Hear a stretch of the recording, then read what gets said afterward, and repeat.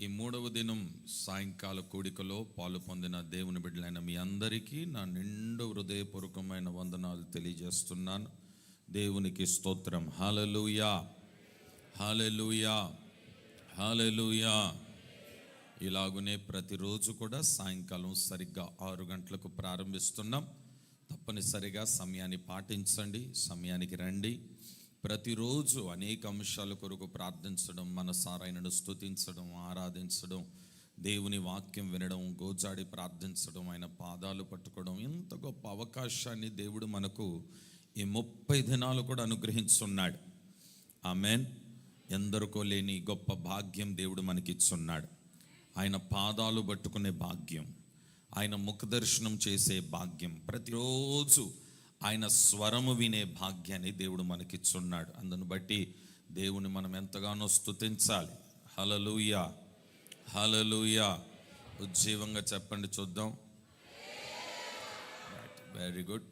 నిన్నటి దినాన దేవుని మాట మనము వినాలి అని మన వర్తమానాన్ని మనం విన్నాం.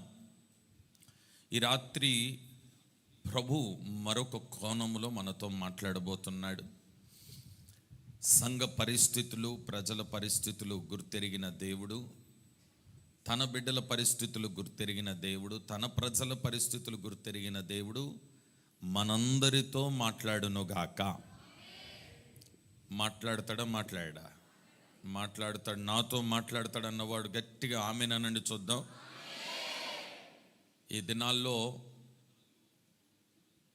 ప్రజలను బాగా వేధిస్తూ, బాగా ఇబ్బంది కలగ చేస్తున్న ఓ భయంకరమైన రోగం, దాని పేరు కలవరం.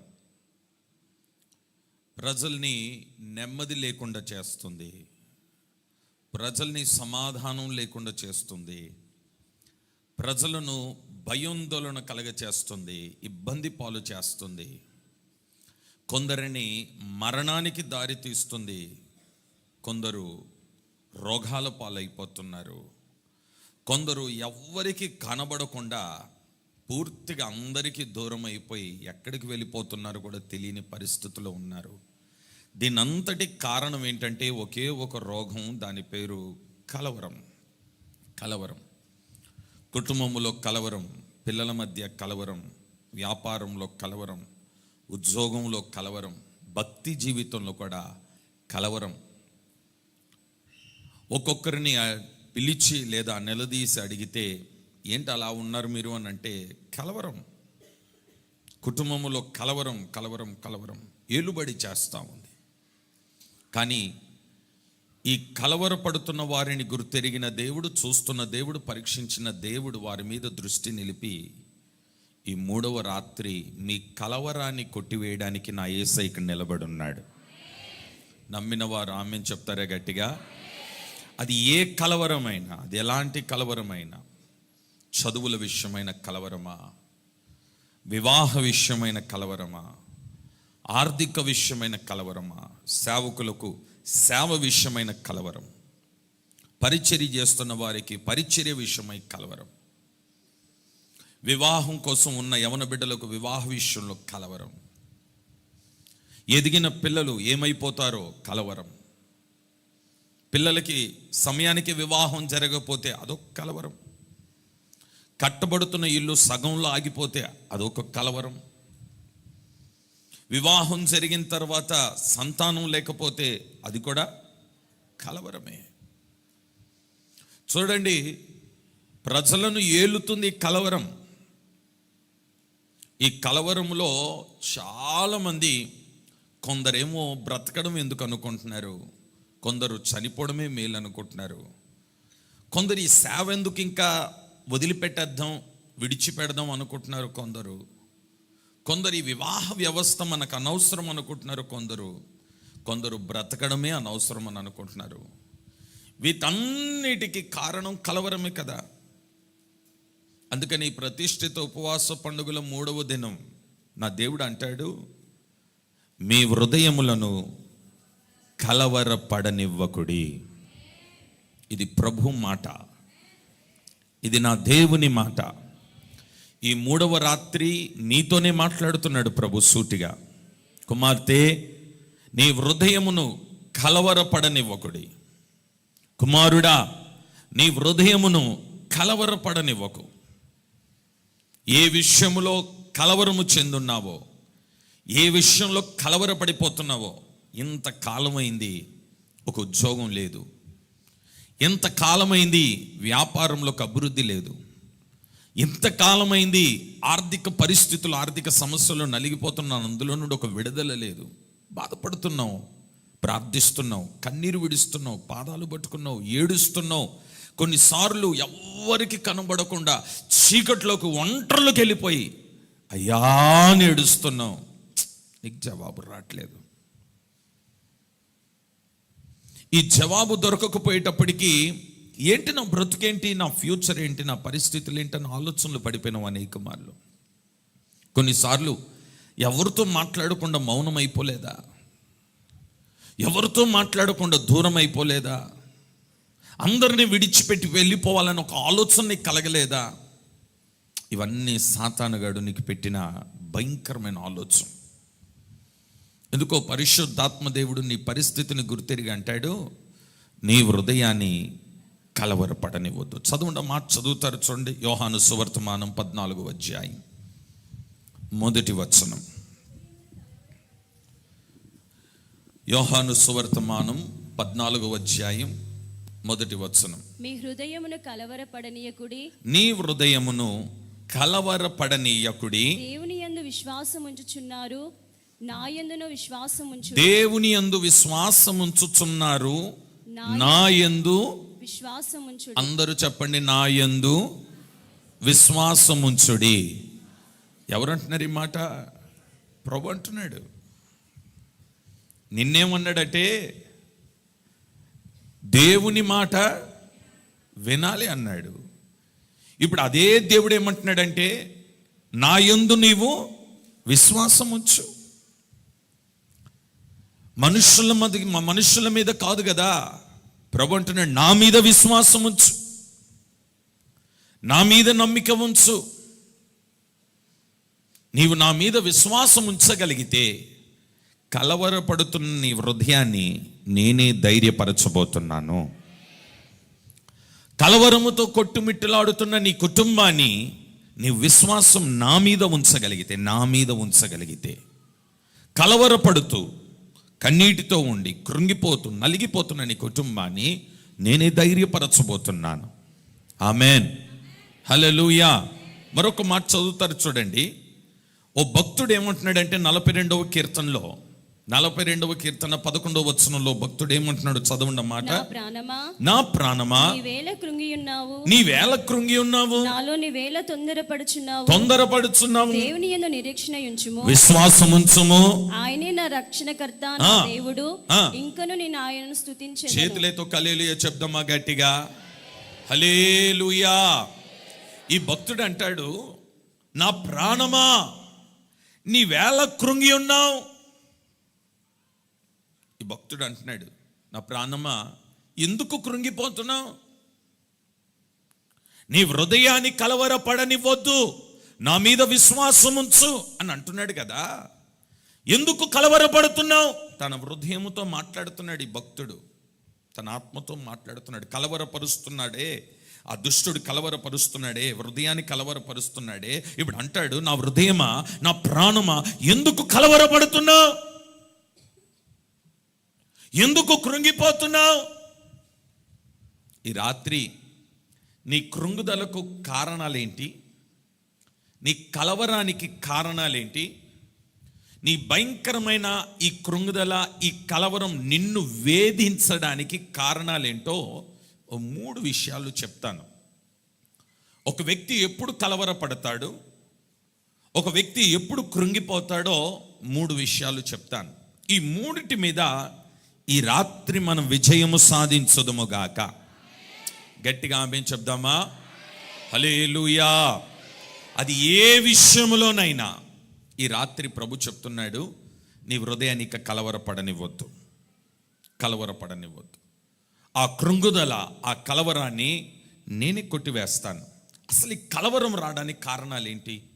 ఈ కృంగుదల రావడానికి కారణాలు ఏంటో మీకు కొన్ని విషయాలు 3 విషయాలు చెప్తాను. మొట్టమొదటిగా యోబు గ్రంథం 4వ అధ్యాయం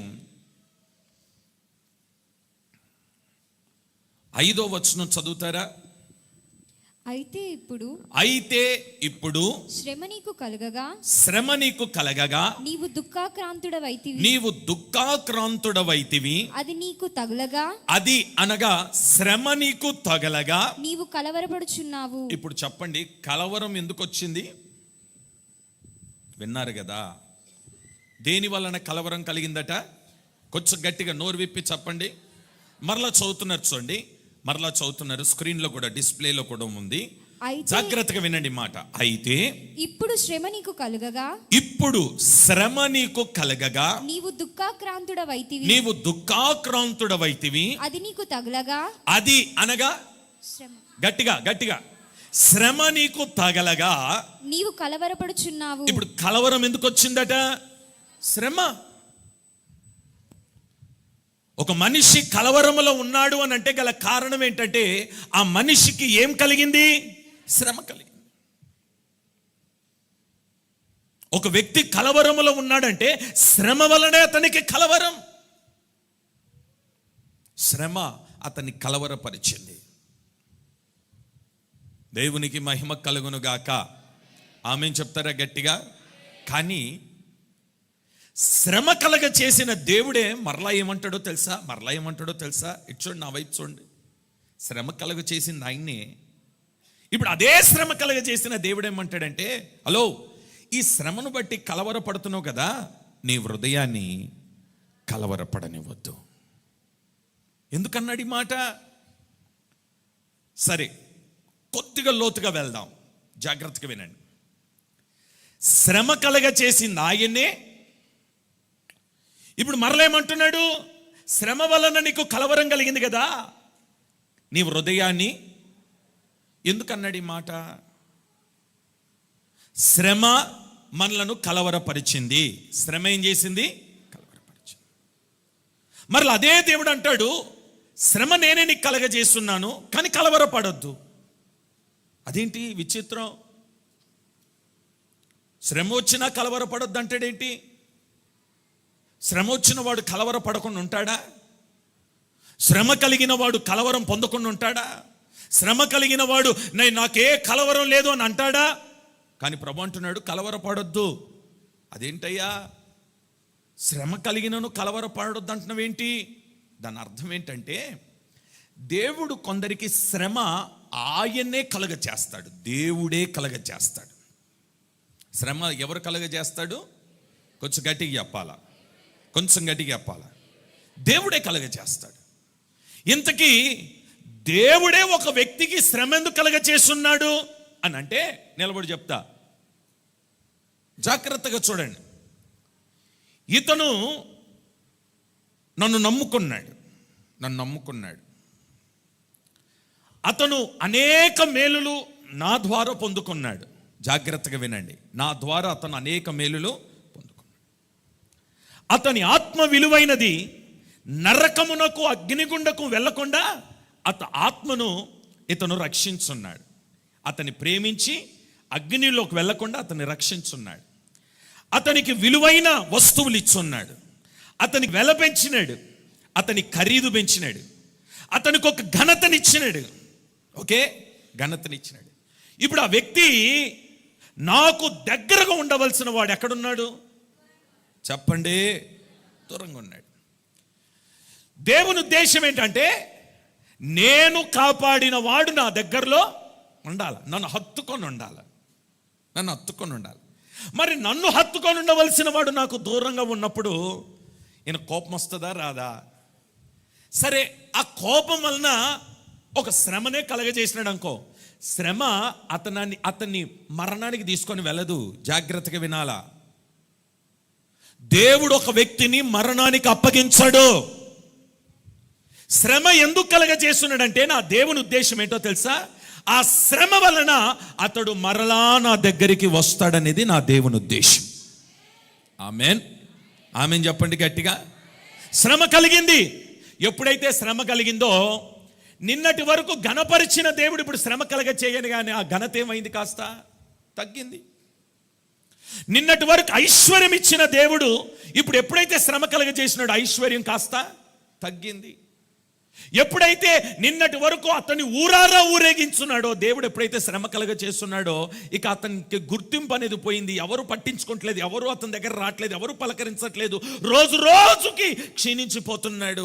అప్పుడు అతను అనుకోవాల్సిన మాట ఏంటో తెలుసా? కలవరంలోకి వెళ్ళకూడదంట. నేను అందరితో మాట్లాడుతున్నాను, అందరికీ దగ్గరగా ఉంటున్నాను, అందరితో మంచి పేరు తెచ్చుకున్నాను, నా దేవునికి దూరం అయిపోయినాను గనక ఈ శ్రమ నాకు కలిగింది. నేను నా దేవుని దగ్గరికి మరలా వెళ్తే ఆ శ్రమలో నుండి నన్ను ఆయన విడిపించి గొప్ప చేస్తాడు.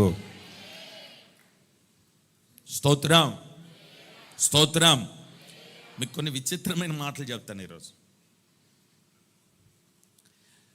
దేవునితో ఎక్కువగా మాట్లాడేవాడు మనుషులతో చాలా తక్కువ మాట్లాడతాడు. మనుషులతో ఎక్కువగా మాట్లాడుతూ టైం వేస్ట్ చేసేవాడు దేవుడితో ఎక్కువగా మాట్లాడు. ఇప్పుడు మీరు ఎవరితో మాట్లాడాలనుకుంటున్నారో చెప్పండి.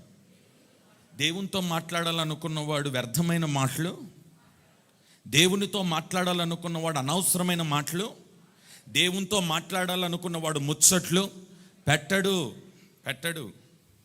ఇప్పుడు ఈయనకి శ్రమ ఎందుకు కలిగిందో తెలుసా?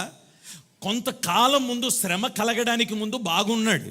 దేవునితో ఎక్కువ సమయాన్ని గడిపినాడు, ప్రార్థనలో ఎక్కువ సమయం గడిపినాడు, వాక్యములు ఎక్కువ సమయం గడిపినాడు, సన్నిధిలో ఎక్కువ సమయం గడిపినాడు, పరిశుద్ధాత్మ కూడికలకు వచ్చి పరిశుద్ధాత్మతో నింపబడ్డాడు, సంఘానికి ఉపయోగకరంగా ఉన్నాడు, సేవకు ఉపయోగకరంగా ఉన్నాడు, పరిచర్యలో ఉపయోగకరంగా ఉన్నాడు, అన్నిట్లో ఉపయోగకరంగా ఉన్నవాడు ఒక్కసారి అతని ఐశ్వర్యం పెరిగింది, ఘనత పెరిగింది, అన్ని ఆస్తిపాస్తులు పెరిగినాయి, అతనిలో పేరు ప్రఖ్యాతులు పెరిగింది, కీర్తి పెరిగింది.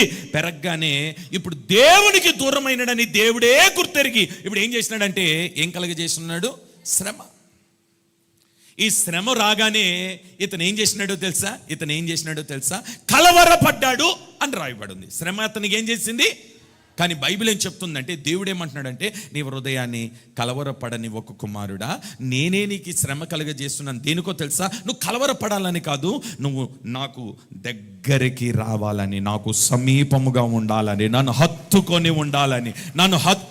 ఉండాలని నేను నీకు ఈ శ్రమ కలగజేస్తున్నాను. ఆమేన్, ఆమేన్, ఆమేన్. ఎంతమంది దేవుని హత్తుకొని ఉండాలనుకుంటున్నారు? చేతులతో ఆమేన్ చెప్పండి గట్టిగా. ఇప్పుడు శ్రమ కలిగినప్పుడు ఏమవ్వకూడదట?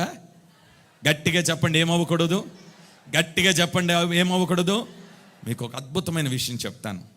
నీకు శ్రమ కలిగింది అనగానే నీకు జ్ఞాపకం రావాల్సిన మాట ఏంటో తెలుసా?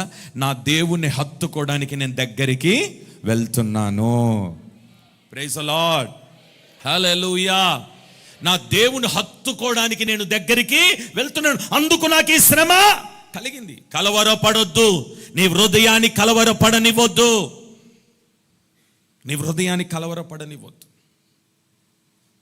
స్తోత్రం. ఒక్కసారి ఆ 3-4 వచనాలు కూడా చదువుతారా పైన? అనేకులకు నీవు బుద్ధి నేర్పు వాడవును. ఏంటట? అనేకులకు నీవు బుద్ధి నేర్పు వాడవు, బలహీనమైన చేతులను బలపరిచిన వాడవు, నీ మాటలు తొట్టిల్లు వానిని ఆదుకొని ఉండెను, కృంగిపోయిన మోకాలు గల వానిని నీవు బలపరిచితి. వీడు చూడండి. ఇంతకీ కలవరపడే వ్యక్తి ఎవరో తెలుసా? అమ్మా ఇటు చూడండి. నేను చాలాసార్లు మీకు చెప్పినాను కానీ మరలా చెప్పదలుచుకోలేదు, మరలా వినండి. ఇటు చూడండి, నా వైపు చూడండి. ఈ కలవరపడే వ్యక్తి ఎవరో తెలుసా?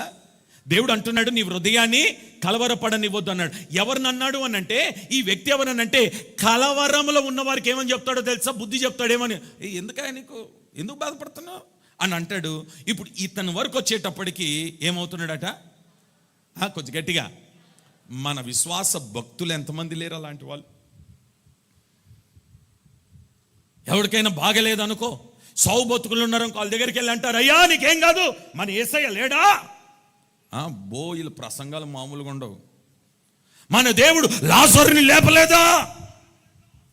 సచ్చినోని లేపలేదా? ఏంటో ఎంత భయపడతావేంటి అని అంటాడా? అదే సావు రాగం వీడికి వస్తే వీడికి ఇంక నెమ్మది ఉండదు. ఇక అదే రాయబడింది 3-4 వచనాల్లో, అదే రాయబడింది. ఏమనుందో తెలుసా? అనేకులకు నీవు బుద్ధి నేర్పిన వాడవు, బలహీనమైన చేతులను బలపరిచిన వాడవు, నీ మాటలు తొట్రిల్లు వానిని ఆదుకొని ఉండెను, కృంగిపోయిన మోకాలు గల వానిని నీవు బలపరిచితివి. ఇప్పుడు నువ్వెందుకు కృంగిపోతున్నావు? ఇప్పుడు నువ్వెందుకు కలవరపడిపోతున్నావు? శ్రమ కలిగిందని ఎందుకు దేవుని విడిచిపెడుతున్నావు? శ్రమ కలిగిందని దేవునికి ఎందుకు దూరముగా ఉంటున్నావు? శ్రమ కలిగిందని ఎందుకు బాధపడుతున్నావు? కలవరపడి దేవునికి ఎందుకు దూరం అవుతున్నావు? ఎందుకో ప్రభు ఈరోజు నీతో స్పష్టంగా మాట్లాడుతున్నాడు. నీ హృదయాన్ని కలవరపడనివ్వద్దు. నీకు కలిగిన ఈ శ్రమలలో నీవు నిలబడగలిగితే అపజయాలన్నిటి మధ్య దేవుడు నీ గొప్ప విజయాన్ని కలగచేయునుగాక. చేతులెత్తి ఆమేన్ చెప్పుకుందాం అందరం గట్టిగా. హల్లెలూయా. ఈ రాత్రి విజయాన్ని నువ్వు చూడాలని అనుకుంటే శ్రమ కలిగినప్పుడు నీవు కలవరపడొద్దు. శ్రమ నీ మేలు కొరకే. శ్రమ నీ పరిస్థితులు మార్చడానికి, శ్రమ నీ నడకను మార్చడానికి, శ్రమ నీ బుద్ధిని మార్చడానికి, శ్రమ నీకున్న గర్వాన్ని అణచడానికి, శ్రమ నీ చూపును మార్చడానికి, శ్రమ నీకున్న నోటి ఏమండి స్పీడ్ ఉందే దాన్ని మన భాషలో దురద అంటారే, ఆ నోటి దూల మార్చడానికి. శ్రమ కలిగిందని నువ్వు కలవరపడుతున్నావు. నేను అంటాను, కలవరపడడం కాస్త పక్కన పెట్టి అసలు నాలో ఏంటి పొరపాటు, అసలు నేను దేవునికి విరోధమైన పనులు ఏం చేస్తున్నాను, ఎందువలన ఈ శ్రమన కలిగింది, ఎక్కడ తప్పుడు అడుగులు వేస్తున్నాను, ఏ మిస్టేక్ చేస్తున్నాను, అడుగు ప్రభుని అడుగు. కలవరపడడం పక్కన పెట్టేసి ఇప్పుడు మోకరించి నువ్వు అడగాల్సింది ఏంటో తెలుసా? ఈ శ్రమ నాకు కలగడానికి కారణం ఏంటి? ఎందుకు వచ్చింది ఈ శ్రమ నాకు? నా మాటల్లో ఏమైనా తేడా వచ్చిందా? చూపులో, నడకలో, ప్రవర్తనలో, నా స్వబుద్ధిలో, నా బుద్ధిలో, నా జ్ఞానంలో ఏమైనా తేడా వచ్చిందా? నా భక్తిలో ఏమైనా తేడా వచ్చిందా? నా ఆత్మీయ జీవితంలో ఏమైనా తేడా వచ్చిందా? నా ప్రార్థన ఏమైనా తక్కువైందా? నా విశ్వాస జీవితం ఏమైనా తక్కువైందా? వాక్యము ధ్యానించట్లేదా? మందిరానికి ఏమైనా దూరమైననా? సన్నిధికి ఏమైనా దూరమైననా? పరిచర్యకి ఏమైనా దూరమైననా? ఎందుకు? ఆలోచన చేయి. ఇవన్నీ ఆలోచన చేయకుండా కలవరపడిపోయి శ్రమ కలిగింది, దేవుడు నా చేయి విడిచిపెట్టినాడు. నేను అంటాను, దేవుడు ఎన్నడూ చేయి విడిచిపెట్టాడు.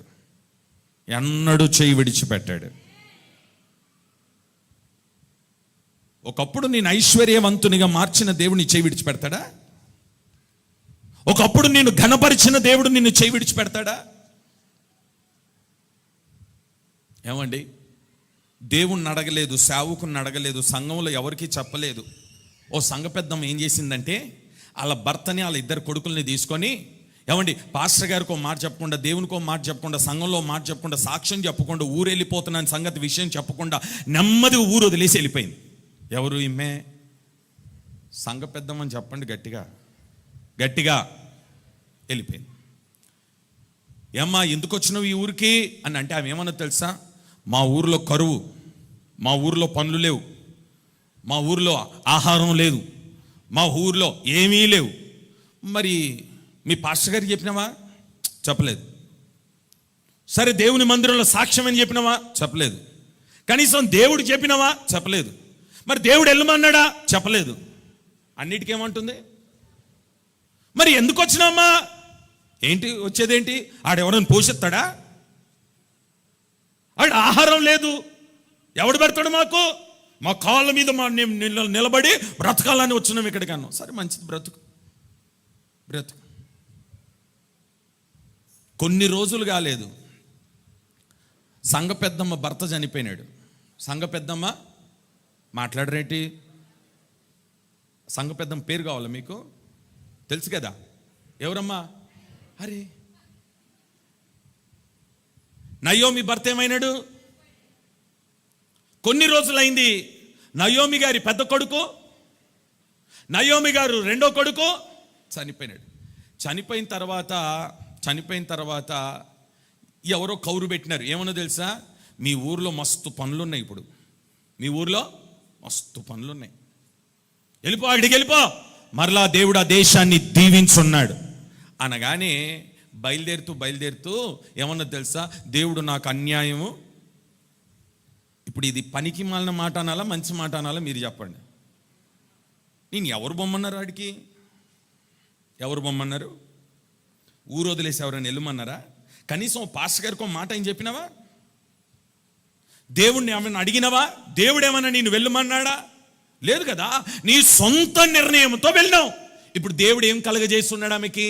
శ్రమ అని చెప్పండి గట్టిగా, కొంచెం గట్టిగా చెప్పండి, ఇంకొంచెం స్వరం ఎత్తండి.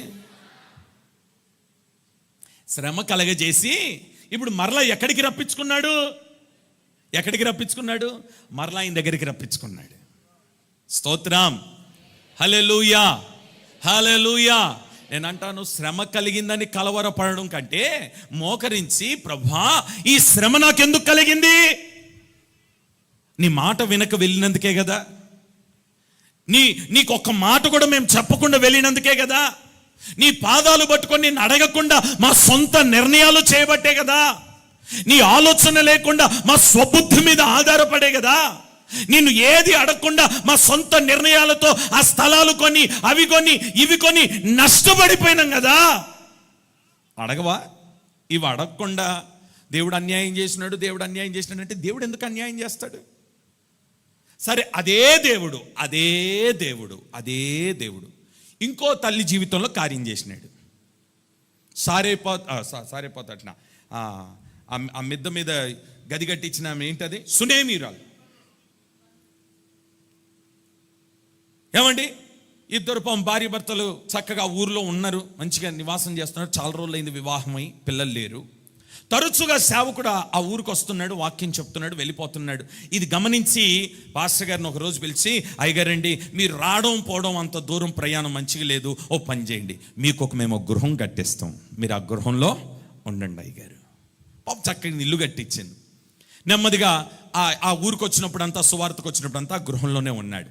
ఓ రోజు వెళ్తూ అమ్మా నీకు పిల్లలు లేరు కదా, ప్రార్థన చేస్తాను, వచ్చే సంవత్సరానికి ఒక కుమారుడు నీకు పుడతాడు చెప్పి వెళ్ళిపోయినాడు. అన్నట్టుగానే పుట్టినాడు. వాడు ఎదిగి పెద్దవాడైనాడు. పెద్దవాడు అయిన తర్వాత రోగం వచ్చింది. రోగం కాస్త మరణంగా మారింది. చనిపోయినాడు. చనిపోయిన తర్వాత ఆ తల్లి ఏమంటో తెలుసా, మా ఆయన నన్ను వెళ్ళకుండా చేస్తున్నాడు, నేను వెళ్ళకుండా ఆపాలనుకుంటున్నాడు, ఆ దైవజనుడికి నేను వెళ్ళి కలవాలి అని అంటది ఈమె. ఆయన ఏమంటాడంటే, వాసన కొడుతుందాడ, నోర్మై ఎంతకాలం పెట్టుకుంటావు ఇంట్లో శవాన్ని, పాతిపెట్టు అని అంటే, ఇదిగో నేను అడగలేదు ఈ బాబు కావాలని, దేవుడే నాకు ఈ కుమారుణ్ణి ఇచ్చినాడు, నేను వెళ్ళా పాస్టర్ గారిని కలుస్తాను. వెళ్ళింది, దైవజనుడిని పట్టుకొచ్చింది. దైవజనుడు ఏం చేసినాడో తెలుసా, ఆయన రావడానికి ముందు ఒక అసిస్టెంట్ బ్రదర్ని పట్టుకొని, ఏయ్ నువ్వు వెళ్ళిపో ఈ కర్రాడి మీద పెట్టు పో అని అంటే, ఆమె ఏమన్నది తెలుసా, నాకు ఇలా అంతొద్దు, నాకు నువ్వే, సరే పద అని వచ్చినాడు. ప్రార్థన చేసినాడు, పిల్లోడు బతికినాడు. ఈ చరిత్ర అందరికీ తెలుసుగా. అంతా అయిపోయింది. ఇప్పుడు పాస్టర్ గారు ఏమన్నాడో తెలుసా ఆమెతో, ఆ ఊరు కరువు రాబోతుందన్న సంగతి సేవకుడికి తెలిసి, అమ్మా కొన్ని దినాలు నువ్వు పలానా ఊరిలో ఉండు, ఈ దేశానికి కరువు రాబోతుంది, ఆ దేశంలో సమృద్ధి ఉండబోతుంది, నువ్వు అక్కడికి వెళ్ళి కరువు తీరిన తర్వాత ప్రభు నీకు బయలుపరుస్తాడు, అప్పుడు రా అని చెప్తే, దైవజనుని మాట కాదనకుండా కొన్న ఇల్లు, ఆస్తి, పొలం, పంట అన్నిటిని విడిచిపెట్టి సేవకుని మాట తీసుకొని వెళ్ళిందండి ఆ ఊరికి. బా ఎంత గొప్పతనం ఇది. సేవకుని మాట తీసుకొని వెళ్ళిపోయింది. 7 సంవత్సరాలు ఉంది. కబురు వచ్చింది, ఏమన్నా తెలుసా, మరలా దేవుడిని దేశాన్ని ఆశీర్వదించినాడు. వెంటనే వచ్చి ఇంటి దగ్గరికి వెళ్తే, ఆమె కట్టుకున్న సొంతింట్లో వేరేవాళ్ళు ఉన్నారు. ఈమె పొలం ఉందే, ఆ పొలంలో వేరేవాళ్ళు ఇత్తనాలు వేసి పంట పండించుకుంటున్నారు. ఇవన్నీ చూసి కడుపు రగిలిపోయింది ఈమెకి. అరే, దేవుని సేవకుడు చెప్తేనే కదా నేను వెళ్ళినాను, నా ఇంట్లో వేరేవాళ్ళు కాపురం చేస్తున్నారు, నా పొలంలో వేరేవాళ్ళు పండించుకుంటున్నారు, నా ఆస్తి అంతా కబ్జాలో ఉంది, ఏంటిది? ఏం అర్థం కాలేదు. తిన్నగా రాజుగారి దగ్గరికి వెళ్ళింది. రాజుగారికి వెళ్ళి తన సమస్య అంతా చెప్దాం అనుకునే లోపు రాజుగారి దగ్గర ఒకడు సైనికుడు, ఒక పనివాడు, ఓ నమ్మకస్తుడు అక్కడ ఉండి, అయ్యా మన ఊర్లో ఒక దైవజనుడు వచ్చి ఒక గొప్ప అద్భుతం చేసినాడు, సచ్చిన శవం లేచి కూర్చుంది అని చెప్తా ఉన్నాడు. ఎవర్రాళ్ళు అని అడిగినాడు రాజు. ఈ లోపు వెనకాల తిరిగేటప్పటికి ఆమె ఆ గుమ్మం దగ్గర నిలబడింది. అయ్యా నేను చెప్పిన చరిత్ర ఎవరిదో తెలుసా? ఈమెదే. అమ్మా ఇట్రా ఇట్రా, ఏంటి ఎందుకు వచ్చినావు, ఏమైంది? అయ్యా దైవజనుడు చెప్పిన మాట చెప్పున ఈ ఊరు విడిచిపెట్టి అక్కడికి వెళ్ళినాను. మరలా తిరిగి వచ్చేటప్పటికి నా ఆస్తిపాస్తులు, నా పొలం, నా పంట, నా ఇల్లంతా అయ్యా వాళ్ళ చేతిలో ఉంది, వాళ్ళ స్వాధీనంలోకి వెళ్ళిపోయింది అయ్యా అని బాధపడితే ఆ రాజుగారు అన్నమాట ఏంటో తెలుసా? అమ్మా నువ్వేమి కలవరపడొద్దు, నువ్వు సేవకుని మాట విన్నావు, దైవజనుని మాట విన్నావు, దేవుని మాట విన్నావు, విని వెళ్ళినావు, మరలా వచ్చినావు, నీ ఇల్లు నీకే ఇవ్వబడుతుంది, నీ పొలములో పండించిన 7 సంవత్సరముల పంట కూడా నీకే తిరిగి ఇవ్వబడుతుంది. కొట్టు గట్టిగా హల్లెలూయా, హల్లెలూయా. 7 సంవత్సరాల పంట కూడా ఎవరికి? మొదట ఆమెకి ఏది దొరకలేదు, ఈమెకి అన్నీ దొరికినాయి. గల కారణం ఏంటో తెలుసా? గల కారణం ఏంటంటే ఈమె దేవుని మాట వినకుండా, దేవుని సలహా లేకుండా స్వబుద్ధి మీద ఆధారపడి వెళ్ళింది. ఆమె దేవుని మాట మీద ఆధారపడింది. నేను అంటాను, ఈరోజు నీ కలవరానికి కారణం ఏంటంటే శ్రమ. శ్రమ నీకు ఎందుకు కలిగిందంటే దేవుని మాట వినకుండా దూరంగా వెళ్ళి శ్రమ కలిగి కలవరపడుతున్నావు. ఇప్పుడు ప్రభు అంటున్నాడు, ఆ శ్రమ నీకు మేలాయెను. ఆమేన్ చెప్పండి గట్టిగా, హల్లెలూయా. శ్రమకు కంగారు పడొద్దు, శ్రమ వచ్చిందని కలవరపడొద్దు. ప్రభు ఈరోజు చాలా స్పష్టంగా చెప్తున్నాడు, నీకు నేను శ్రమ కలగ చేయడానికి గల కారణం నీవు నన్ను హత్తుకొని ఉండవలెనని. నీకు శ్రమ కలగ చేయడానికి గల కారణం నీ నా దగ్గర నిలబడాలని, మరలా నీవు నా సన్నిధిలో ఉండాలని, నీవు నా సన్నిధిలో మోకరించాలని, నీవు నా సన్నిధిలో ప్రార్థించాలని, నీవు నా సన్నిధిలో ఎలుగెత్తాలని, నీవు నా సన్నిధిలో నన్ను హత్తుకొని ఉండాలని నేను నీకు శ్రమ కలగ చేస్తున్నాను. రా వచ్చి నా సన్నిధిలో నిలబడు, నీ కలవరాన్ని నేనే కొట్టివేస్తాను. నీ హృదయాన్ని ఏం చేయొద్దన్నాడు? నా మీద విశ్వాసం ఉంచు, నా మీద విశ్వాసం ఉంచు. దేవునికి మహిమ కలుగును గాక. మీకా 7వ అధ్యాయం 8వ వచనం కూడా చదవండి ఒకసారి. మీకా 7వ అధ్యాయం. నా శత్రువా నా మీద అతిశయింపవద్దు, నా మీద అతిశయింపవద్దు. నేను కింద పడినను, చూడండి, నేను క్రింద పడినను తిరిగి లేతును, నేను అంధకారమందు కూర్చున్నను యెహోవా నాకు వెలుగుగా. చేతులెత్తి గట్టిగా హల్లెలూయా. ఇటు చూడండి, నా వైపు చూడాలి, నా వైపు చూస్తూ నా డిస్ప్లే కొంచెం జూమ్ చేయి. అందరికి కనబడుతుందా? అందరూ గట్టిగా చదవాలి. నిన్ను కలవరపరుస్తున్న శత్రువుతో ఇప్పుడు మాట్లాడు. ఎవరితో మాట్లాడుతావు? ఏ శత్రువు? నిన్ను కలవరపరుస్తున్న శత్రువుతో మాట్లాడదామా? మాట్లాడండి అందరూ. నా శత్రువా, అరే గట్టిగా, నా మీద అతిశయింపవద్దు, నేను క్రింద పడినను తిరిగి లేతును, నేను క్రింద పడినను తిరిగి లేతును. గట్టిగా, నాకు అవమానము కలిగినను నేను తిరిగి లేతును. గట్టిగా, నేను ఓడిపోయినప్పటికీ తిరిగి లేతును. హల్లెలూయా. నెక్స్ట్, నేను అంధకారమందు కూర్చున్నను యెహోవా నాకు వెలుగుగా ఉన్నాడు. Praise the Lord. ఎవరితో మాట్లాడాలా? శత్రువుతో మాట్లాడి. ఈరోజు శత్రువుతో మాట్లాడే అధికారం దేవునికి ఇచ్చినాడు. నేను కలవరపరుస్తున్న శత్రువుతో మాట్లాడే అధికారము దేవుడు ఇచ్చినాడు ఈరోజు నీకు. ఏమని మాట్లాడతామంటే, నా శత్రువా, రేయ్ నేను పడిపోయినను మరలా లేస్తాను రా చెప్పాలా? ఒరే కలవరపరుస్తున్న సాతానుగా, అరే శత్రువా, ఒరే దుష్టుడా, నేను చీకట్లో ఉన్నా నాకు తెలుసు నా దేవుడు వెలుగులోనికి నన్ను నడిపించబోతున్నాడు. చెప్పండి ఆమేనని గట్టిగా. ఈరోజు నిన్ను కలవరపరుస్తున్న నీ శత్రువుతో ధైర్యముగా నువ్వు మాట్లాడుదువుగాక. నిన్ను కలవరపరుస్తున్న దుష్టునితో నువ్వు ధైర్యముగా మాట్లాడుదువుగాక. ఆమేన్ చెప్దామా గట్టిగా? హల్లెలూయా. మనసులో నెమ్మది లేకుండా చేస్తున్నాడు కొందరిని సమస్యల వలయంలో వాడు పెట్టి కలవరపరుస్తున్నాడు. ఏంటి నా పరిస్థితి, నా భవిష్యత్ ఏంటి, నా పిల్లల భవిష్యత్ ఏంటి, నా కుటుంబ భవిష్యత్ ఏంటి, నా రాబోతున్న దినాల్లో నా పరిస్థితులు ఏంటి, అర్థం కాకుండా చేస్తున్నాడు. ఈ 30 దినాలు ప్రతిష్ఠిత ఉపవాస పండుగలు దేవుడు నీకు ఎందుకు ఇచ్చినాడంటే కేవలం నీ కలవరాన్ని కొట్టివేసి శత్రువుతో ధైర్యముగా మాట్లాడి ఓడిపోయిన నీవు మరలా తిరిగి గెలవాలనే దేవుడి పండుగలు నీకు ఇచ్చున్నాడు. హల్లెలూయా, హల్లెలూయా, హల్లెలూయా. ఇక ఓటమి అనే మాట నీ నోట లేకుండా నా దేవుడు చెయ్యునుగాక. ఎత్తు మీ కుడి చేయి పైకెత్తి ఆమేన్ చెప్పుకోండి అందరూ గట్టిగా. నష్టం అనే మాట నీ నోట లేకుండా దేవుడు చెయ్యునుగాక. అవమానం అనే మాట నీ నోట లేకుండా చెయ్యునుగాక. హల్లెలూయా.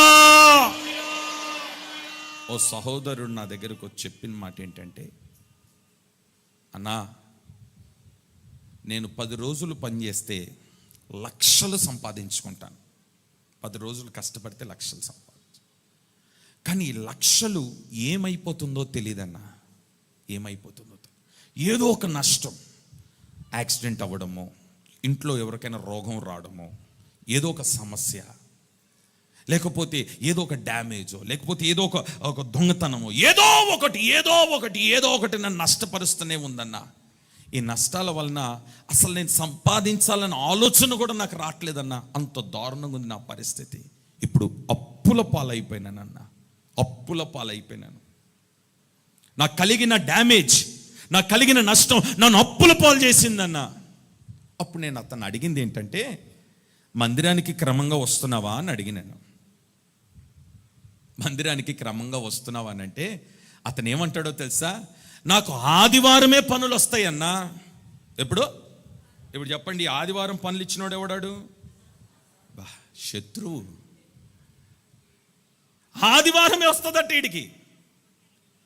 మరి ఆదివారమే వస్తే మరి ఎట్లా నానా అని అంటే, అన్నా అదే నాకు అర్థం కాలేదు, అందుకని ఆదివారం ఎక్కడ పనులు మిస్ అయిపోతే నాకు లక్షలు పోతాయేమోనని మందిరం మానేసినానన్నా. అందుకనే రానికి శ్రమ కలిగింది. ఆదివారం నా దినం అన్నాడు కదా. ఏమన్నాడు? ఆదివారం నా దినం అన్నాడు కదా. ఇప్పుడు నా దినం నన్ను నా కుమారుడు హత్తుకొని ఉండాలంటే ఇప్పుడు ఏం కలగజేయాలా? ఇప్పుడు చెప్పండి, కలిగిన శ్రమ ఎవరు కలగజేసింది? అది. దీనికి ఎందుకు కృంగిపోవడం? నేను అంటాను, ఆదివారం రోజు వచ్చి దేవుని సన్నిధిలో మోకరించి కూర్చో. సోమవారం నుండి శనివారం వరకు నీ సంచి పెగిలిపోయేటట్టుగా నా దేవుడు దాన్ని నింపునుగాక. Praise the Lord. Hallelujah, hallelujah. సరే, కలవరపడి ఆదివారం మానుకున్నంత మాత్రం ఆ రోజు వచ్చిన డబ్బులు నీ చేతిలో ఉంటాయి అనుకుంటున్నావా? ఉండవు. ఏదో ఒక నష్టం, ఏదో ఒక అవమానం, ఏదో ఒక భయంకరమైన పరిస్థితులు, ఏదో ఒక దాంట్లో పడేయడం. దేవునికి స్తోత్రం కలుగును గాక. Praise the Lord, praise the Lord, praise the Lord, praise the Lord. కలవరం మొదట ఎలా కలిగింది? దేని వలన కలిగింది? శ్రమ. ఇప్పుడు ప్రభు ఏమంటున్నాడు?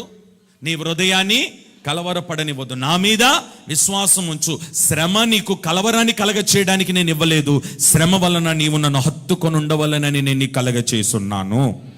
This is the first point. ఇంకో మాట కూడా చదవండి, అందులోని హబక్కుక్కు 3వ అధ్యాయం 16వ వచనం. హబక్కుక్కు 3వ అధ్యాయం 16వ వచనం.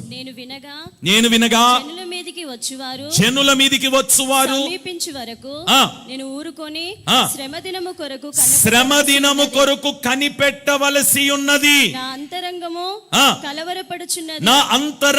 కలవరపడుచున్నది. ఆ శబ్దమునకు నా పెదవులు కదులుచున్నవి.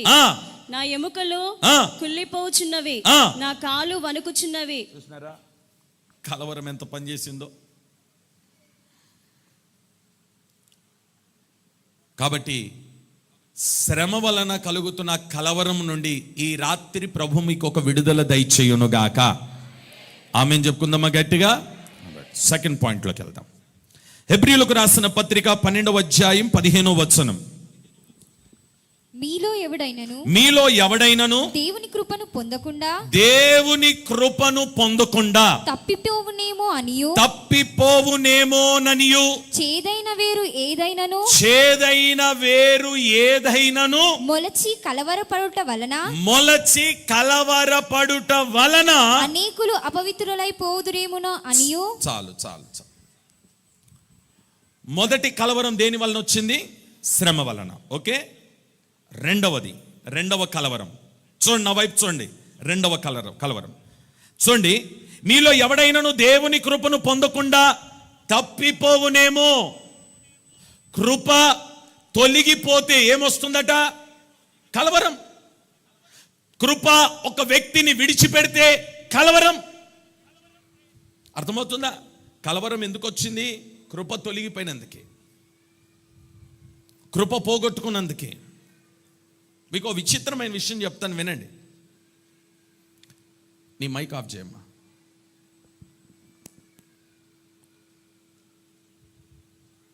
సౌలు అనే వ్యక్తి కృప పొందుకున్నవాడు, దేవుని కృప పొందుకున్నవాడు. కృప పొందుకున్న ఈ వ్యక్తి కృప ఎప్పుడైతే విడిచిపెట్టిందో, ఇటు చూస్తున్నారా, దేవుణ్ణి వెతకడం మానేసి ఎవరిని వెతుకుతున్నాడు పో తెలుసా? సోదెగత్తను వెతికినాడు. ఎవరిని వెతుకుతున్నాడు? సోదిగత్తినాడు. ఆ సోదిగత్తి దగ్గరికి వెళ్తే ఆ సోదిగత్తి చెప్పాల్సిందంతా చెప్పి ఏం చెప్పిందో ఒక మాట చదువుతాడు చూడండి. మొదటి సమూయేలు 28వ అధ్యాయం 21వ వచనంలో రాయబడిన మాట చదవండి. మొదటి సమూయేలు 28వ అధ్యాయం 21వ వచనం. అప్పుడు ఆ స్త్రీ సౌలు దగ్గరకు వచ్చి బహుగా కలవరపడుట చూచి ఏంటంట చెప్పండి. ఇప్పుడు సౌలు ఎలాగున్నాడు? కలవరపడుతున్నాడు. ఎవరు కలవరంలో ఉన్నాడు? ఇప్పుడు సౌలు కలవరపడుతున్నాడు. సౌలు కలవరపడడానికి గల కారణం ఏంటంటే కృప అతనిని ఏం చేసింది? విడిచిపెట్టింది. కృప విడిచిపెడితే కలవరమే. అందరు ఇటు చూస్తారా? నా వైపు చూస్తారా? ఒక దైవజనుడు వేదిక మీద ఉండవలసిన దైవజనుడిని కృప విడిచిపెడితే ఆ దైవజనులో ఏం ప్రారంభమవుతుందో తెలుసా? కలవరం. కృప పొందుకున్న ఒక విశ్వాసి కుటుంబం కుటుంబాన్ని విడిచిపెడితే ఆ కుటుంబంలో కలవరాలు ప్రారంభమవుతాయి. ఒక్కసారి ఈరోజు ప్రభు పాదాలు పట్టుకొని అడగండి, అయ్యా నీ కృప నన్ను విడిచిపెట్టిందా? నీ కృప నాతో ఉందా అని అడగండి ప్రభును. కృపగా నేను పొందుకుంటే కలవరపడవు. ఆ కృప అంచులంచులుగా నేను ఆశీర్వదించి ధైర్యపరిచి బలపరిచి గొప్ప చేయడం ప్రారంభిస్తుంది. స్తోత్రం. కొంచెం గట్టిగా. సొంత కుమారుడు తండ్రి మీద యుద్ధం చేయడానికి బయలుదేరితే నెమ్మదిగా వాళ్ళందరినీ పిలిచే, వరే చాలు బయలుదేరండ్రా, వేరే ఊరికి వెళ్ళిపోదాం, అందరిని తీసుకొని బయలుదేరినాడు. ఏం భయపడలేదు, ధైర్యంగా ఉన్నాడు. తన కుమారుడికి హాని జరగకపోతే చాలని అనుకున్నాడు తండ్రి కోరిక కుమారుడు కాపాడబడాలని. కుమారుడు మాత్రం తండ్రిని చంపాలనుకుంటున్నాడు. అయినా తండ్రి ఏమైనా భయపడ్డా? ఏం భయపడలే, కలవరపడలే, ధైర్యంగా ఉన్నాడు. ఏ ఊరు ఏ దేశాన్ని విడిచిపెట్టి తండ్రి వచ్చినాడో మరలా తండ్రి ఆ దేశానికి వెళ్ళినాడా లేదా? వెళ్తాడు కూడా. ఎందుకో చెప్పనా? ఆ తండ్రి మీద ఏముందంటే కృప ఉంది. చంపడానికి బయలుదేరిన కుమారుడి మీద కృప లేదు. సౌలు రాజు మీద కృప విడిచింది. ఇప్పుడు ఆ సాతాను దాన్ని ఎతుకుతా ఉన్నాడు. ఆమె కూడా ఏమంటుందంటే, ఎందుకంత బహుగా కలవరపడుతున్నావు అని అంటుంది. అంటే ఆమె కూడా తెలుసు దేంట్లో ఉన్నాడని, కలవరపడుతుంది. నేను అంటాను, ఒక్కసారి నీ హృదయం మీద చేతులుంచి నేను కలవరం పడడానికి ఇంత కృప నాలో ఉందా లేదా ఒకసారి ఆలోచన చేయి. నేను అంటాను, ఏ మనిషికి ఇబ్బందులు రావండి, ఏ మనిషికి అవమానాలు రావు, ఏ మనిషికి శ్రమ రాదు, ఏ మనిషికి కష్టాలు రావు, అందరికీ వస్తాయి. కానీ కృపగా నిన్ను పొందుకుంటే ఆ శ్రమలలో కృప నిన్ను కలవరపడనివ్వకుండా ధైర్యముగా నిలబెట్టునుగాక. ప్రతి మనిషికి వస్తాయి సమస్యలు, ప్రతి మనిషికి ఇబ్బందులు కలుగుతాయి, ప్రతి మనిషికి ఏదో ఒక రోగం, ప్రతి మనిషికి ఏదో ఒక వ్యాధి కలుగుతుంది. కానీ కృపగానే నువ్వు పొందుకుంటే, కృప విడవకుండా నీలో ఉంటే, కలవరపడనివ్వకుండా కృప నిన్ను బలపరచునుగాక, కృప నిన్ను ధైర్యపరచునుగాక. సరే, అందులోనూ ఇంకో మాట ఏమనుందో తెలుసా? చేదైన వేరు ఏదైనా నీలో ఉన్న ఎడల ఆ వేరు నేనేం చేస్తుంది? కలవరపరుస్తుంది. ఏం చేస్తుందట? నేను అంటాను, నీ కలవరానికి కారణం ఏంటో తెలుసా? నీ హృదయంలో ఏదో చేదైన వేరొకటి పుట్టింది. చేదైన వేరు పుట్టింది. ఈ చేదైన వేరు ఎప్పుడైతే పుట్టిందో కలవరం. సరే, సేవకుల గురించే చెప్తాను, మళ్ళీ మీరు బాధపడతారు. ఎందుకు? మా సేవకులు అయితే పర్వాలేదు, నా పిల్లలే కదా, చక్కగా సేవ చేసుకుంటున్నారు, మంచిగా సేవ చేసుకుంటున్నారు మంచిగా. మరి వీళ్ళు సేవ చేస్తుంటే దుష్టుడు ఓర్వలేడు కదా, ఓర్వలేడు. వాడు నెమ్మదిగా వచ్చి వీళ్ళ చెవులో ఊతాడు. ఎరా బంగారాజు, ఎంతకాలం ఉంటావురా ఈడ? నువ్వు బంగారురా. ఏంటది? నువ్వు ఎంతకాలం ఉంటావు? ఈడు ఉంటే బానిసవురా. బయటికి వెళ్తే అమ్మో, జబరాజ్ పాస్టర్ గారు ఏంటరా, అంతకంటే గొప్పగా దేవుడు వాడుకుంటాడంటాడు. దేవుడు వాడుకుంటాడనే సంగతి కూడా ఆ సాతానుగాడే చెప్తాడు. ఇక ఆ రోజు హృదయములో ఏ వేరు వచ్చింది? గట్టిగా అరే వచ్చింది. ఇప్పటివరకు రాలేదుగా, రాదు కూడా నీకు. యేసు రక్తమే జయం. చేదైన వేరు మొలిసింది. ఈ మొలిసిన వేరు అక్కడతో ఉంటే పర్వాలేదు. వీడు కొద్దిగా నీళ్లు పోస్తాడు, కొందరు ఇంకొందరు ఉంటారు కదా, వాళ్ళు ఎరువు వేస్తుంటారు. ఏమన్నా తెలుసా? ఇంకెంతకాలం రా రే, వాళ్ళు ఎరువు వేస్తుంటారు. ఈడు అప్పుడప్పుడు దాన్ని తీసుకొచ్చి ప్రార్థనలో పెడతాడు. ఏమన్నా తెలుసా? ప్రభువా, మరి ఇంతకి నా భవిష్యత్తు ఏంటి, నా ఫ్యూచర్ ఏంటి అని ఈడేం చేస్తాడు? దానికి ఆ ఏరుకి నీళ్లు పోస్తాడు. ఇప్పుడు చేదైన వేరు మొలవగానే కృప ఏమైందంటే విడిచిపెట్టింది. ఆ రోజు నుండి కలవరం స్టార్ట్ అయిపోతుంది. ఏంటి నా పరిస్థితి, ఏంటి నా పరిస్థితి, ఏంటి నా పరిస్థితి? నేను ఉండాలా, వెళ్ళిపోవాలా? నేను సేవ చెయ్యాలా, చెయ్యొద్దా? నేను ఎవరి దగ్గరికి వెళ్ళాలో అర్థం కాదు. అట్లా ఎంతమంది మినిస్ట్రీని విడిచిపెట్టి వెళ్ళిపోయినారండి, ఎంతమంది. చేదైన వేరు మొలచి. సరే, బయటికి వెళ్ళి ఏదైనా శుభ్రంగా ఏదైనా సేవ చేసుకుంటున్నారా? లేదా ఎక్కడైనా మంచి మందిరం కట్టుకున్నారా? లేదా సంఘాన్ని కట్టుకున్నారా? లేదు, అది కూడా లేదు. ఈ చేదైన వేరు కలవరపరిచింది. ఈ కలవరం వాళ్ళని బయటికి తీసుకెళ్ళింది. వెళ్ళిన వాళ్ళు ఏమైనా బాగుపడ్డారనంటే అట్లా కూడా లేదు.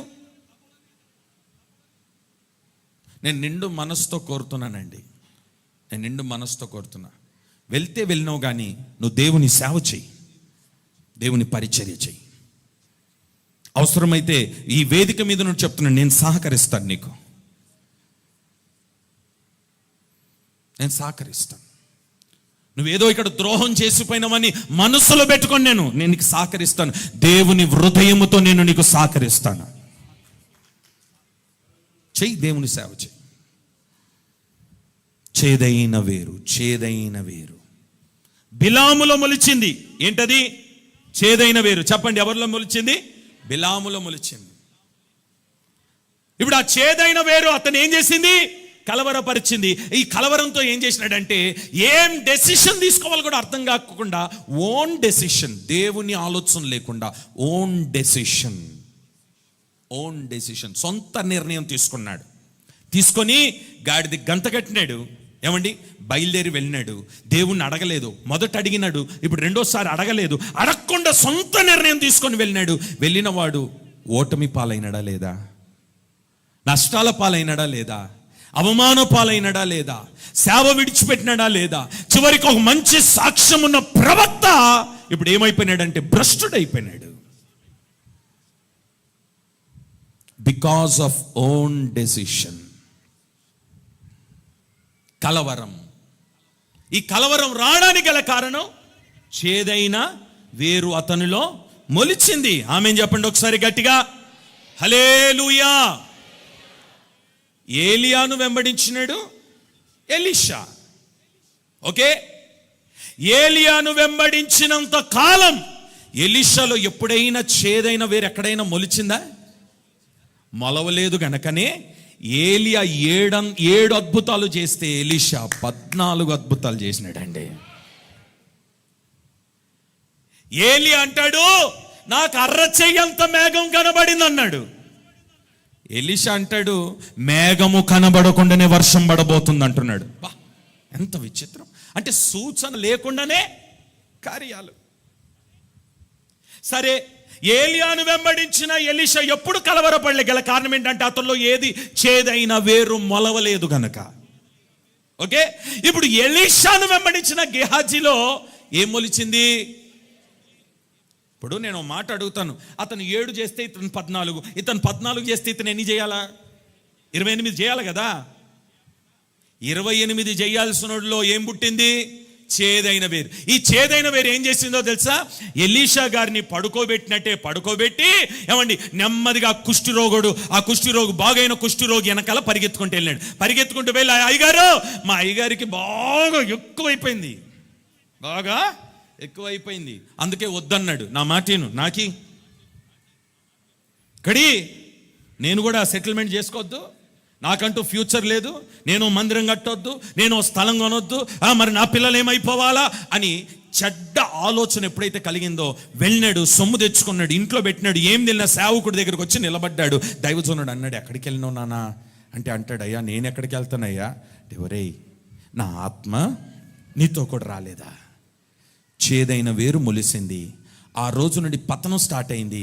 ఆ దైవజనుడు ఒకటే మాట అన్నాడు, ఆ కుష్టి రోగి బాగుపడ్డాడే, ఆని విడిచిన రోగం నిన్ను పట్టుకుందిరా, నువ్వు తెచ్చుకున్న సొమ్ములోనే ఉందిరా.